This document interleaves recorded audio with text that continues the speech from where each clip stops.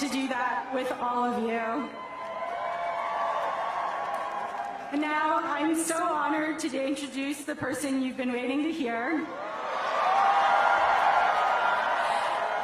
We've worked for many years to bring about change in New York City that it so urgently needs.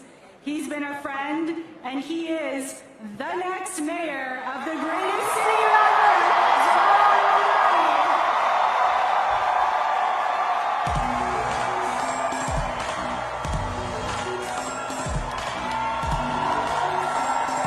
Before I say anything else, I must say this.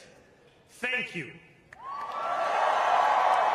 Thank you to the next generation of New Yorkers who refused to accept that the promise of a better future was a relic of the past. You showed that when politics speaks to you without condescension, we can usher in a new era of leadership. We will fight for you because we are you. Or as we say on Steinway, ana minkum wa ilaykum.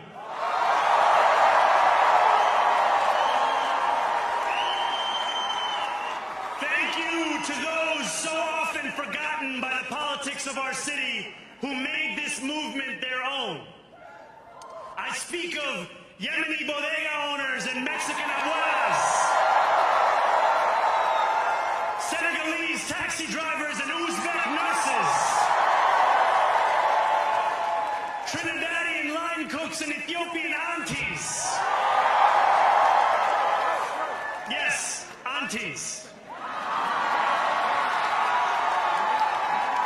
To every New Yorker in Kensington and Midwood and Hunts Point, know this. This city is your city, and this democracy is yours too. This campaign is about people like Wesley, an 1199 organizer I met outside of Elmhurst Hospital on Thursday night.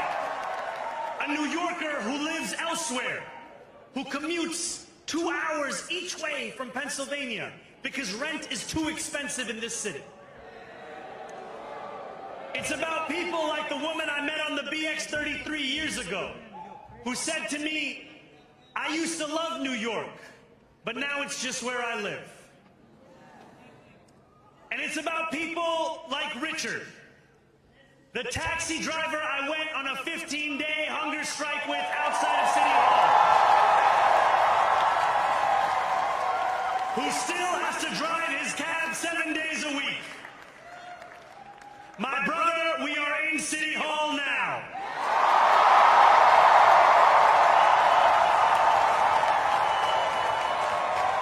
This victory is for all of them. And it's for all of you. The more than 100,000 volunteers who built this campaign into an unstoppable force.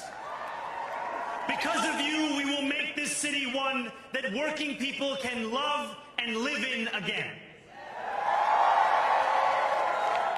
With every door knocked, every petition signature earned, and every hard-earned conversation, you eroded the cynicism that has come to define our politics.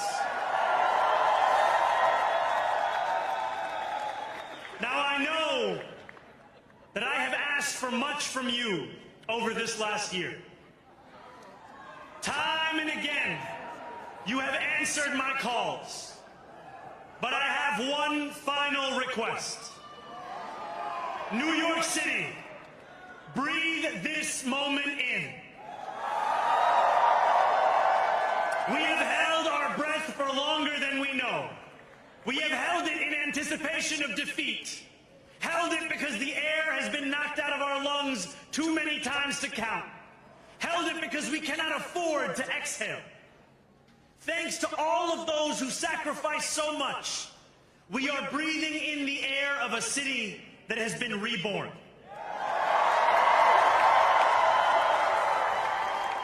To my campaign team, who believed when no one else did, and who took an electoral project much more. I will never be able to express the depth of my gratitude. You can sleep now. To my parents, Mama and Baba, you have made me into the man I am today. I am so proud to be your son. And to my incredible wife, Rama,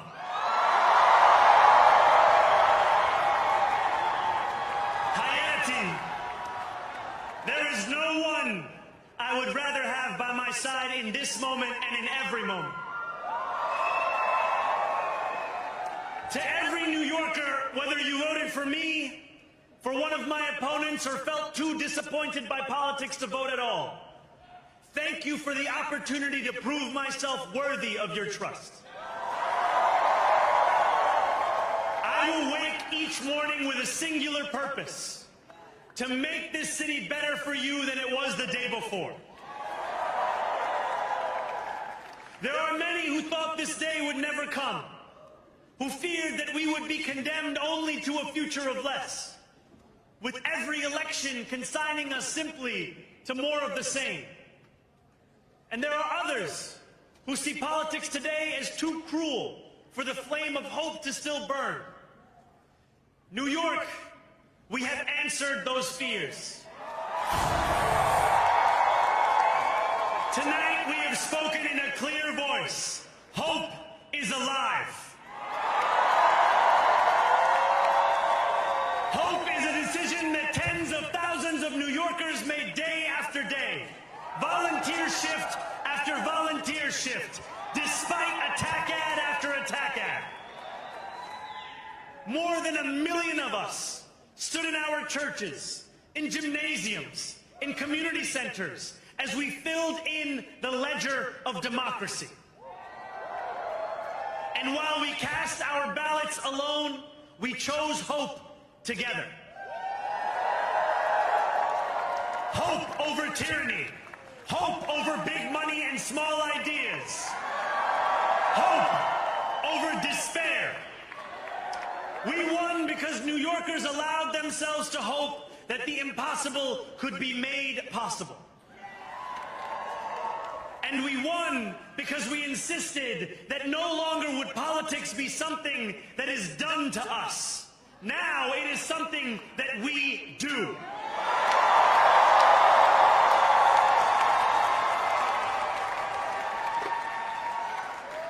Standing before you, I think of the words of Jawaharlal Nehru.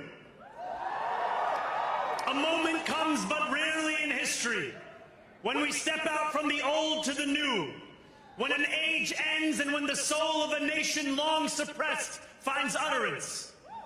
Tonight we have stepped out from the old into the new. So let us speak now with clarity and conviction that cannot be misunderstood about what this new age will deliver and for whom. This will be an age where New Yorkers expect from their leaders a bold vision of what we will achieve, rather than a list of excuses for what we are too timid to attempt. Central to that vision will be the most ambitious agenda to tackle the cost of living crisis that this city has seen since the days of Figueroa LaGuardia.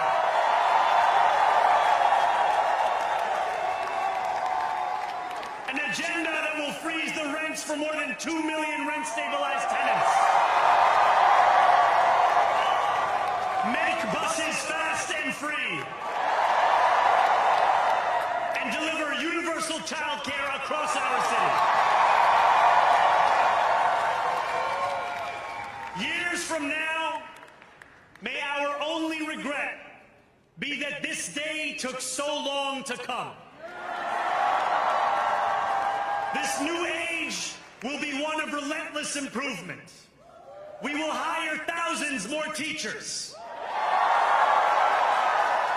We will cut waste from a bloated bureaucracy. We will work tirelessly to make lights shine again in the hallways of NYCHA developments where they have long flickered.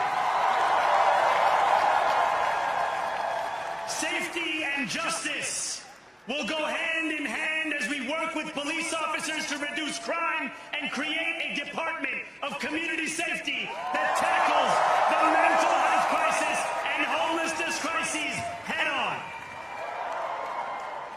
Excellence will become the expectation across government, not the exception. In this new age we make for ourselves, we will refuse to allow those who traffic in division and hate to pit us against one another. In this moment of political darkness, New York will be the light. Here, we believe in standing up for those we love. Whether you are an immigrant, a member of the trans community, one of the many black women that Donald Trump has fired from a federal job, a single mom still waiting for the cost of groceries to go down, or anyone else with their back against the wall, your struggle is ours too.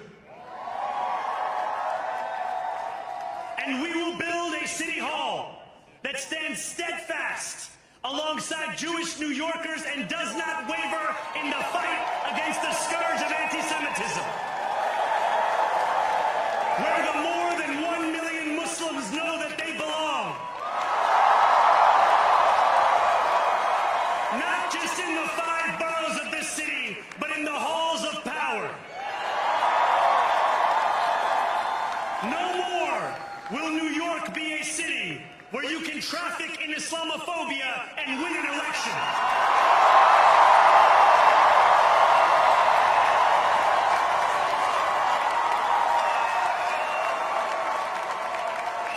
This new age will be defined by a competence and a compassion that have too long been placed at odds with one another. We will prove that there is no problem too large for government to solve and no concern too small for it to care about. For years, those in City Hall have only helped those who can help them. But on January 1st, we will usher in a city government that helps everyone. Now, I know that many have heard our message only through the prism of misinformation. Tens of millions of dollars have been spent to redefine reality and to convince our neighbors that this new age is something that should frighten them. As has so often occurred, the billionaire class has sought to convince those making $30 an hour that their enemies are those earning $20 an hour. They want the people to fight amongst ourselves so that we remain distracted from the work of remaking a long broken system. We refuse to let them dictate the rules of the game anymore. They can play by the same rules as the rest of us. Together, we will usher in a generation of change. And if we embrace this brave new course, rather than fleeing from it, we can respond to oligarchy and authoritarianism with the strength it fears, not the appeasement it craves.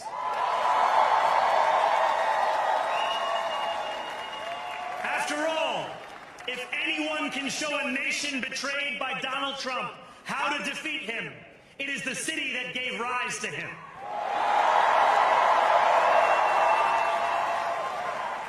And if there is any way to terrify a despot, it is by dismantling the very conditions that allowed him to accumulate power. This is not only how we stop Trump, it's how we stop the next one. So Donald Trump, since I know you're watching, I have 4 words for you. Turn the volume up.